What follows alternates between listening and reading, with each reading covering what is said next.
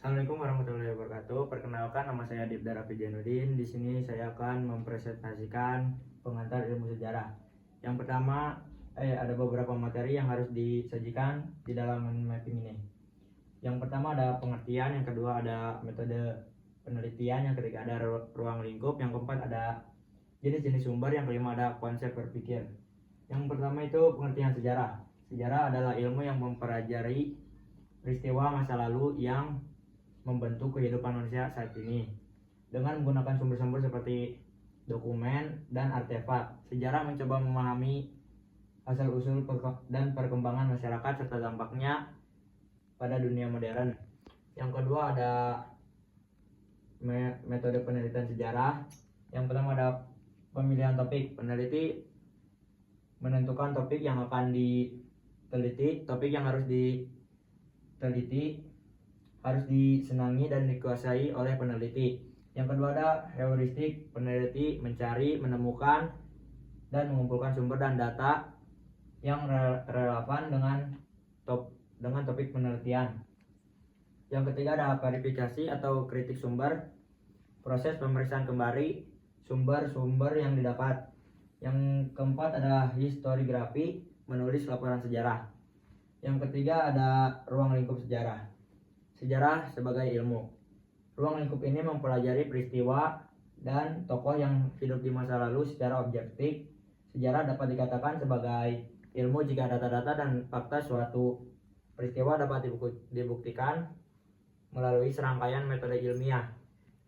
Yang kedua ada sebagai peristiwa. Sejarah sebagai peristiwa. Ruang lingkup ini berkaitan erat dengan sesuatu yang telah terjadi di masa lampau yang nyata adanya. Peristiwa sejarah biasanya menyangkut kejadian penting yang mampu mengubah kehidupan banyak orang. Yang ketiga ada sejarah sebagai kisah. Ruang lingkup ini bersifat subjektif karena berasal dari sudut pandang seseorang. Yang keempat ada jenis-jenis sumber sejarah. Yang pertama ada sumber sejarah primer.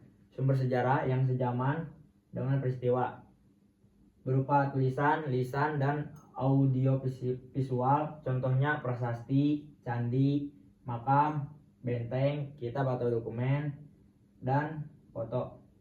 Yang kedua ada sumber sejarah sekunder.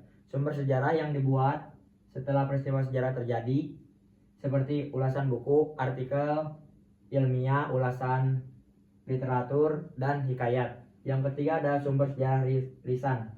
Sumber sejarah yang berupa cerita rakyat, dongeng, lagu dan musik, pantun atau puisi, wawancara, ceramah atau pidato, radio, podcast, dan surat. Yang keempat ada sumber sejarah benda atau artefak. Sumber sejarah berupa benda-benda peninggalan masa lampau, serta prasasti, candi, makam, benteng, dan mata uang. Yang terakhir ada konsep berpikir. Konsep berpikir dibagi tiga: diakronis, sinkronis, dan periodisasi. Yang pertama ada diakronis, mempelajari sejarah dengan meluas dalam waktu, menyempit dalam ruang. Yang kedua ada sinkronik, mempelajari sejarah dengan meluas dalam ruang, menyempit dalam waktu. Yang ketiga ada periodisasi, proses pembagian waktu dalam sejarah berdasarkan zaman atau periode. Sekian presentasi dari saya. Bila ada kesalahan mohon maaf. Terima kasih sekali lagi. Wassalamualaikum warahmatullahi wabarakatuh.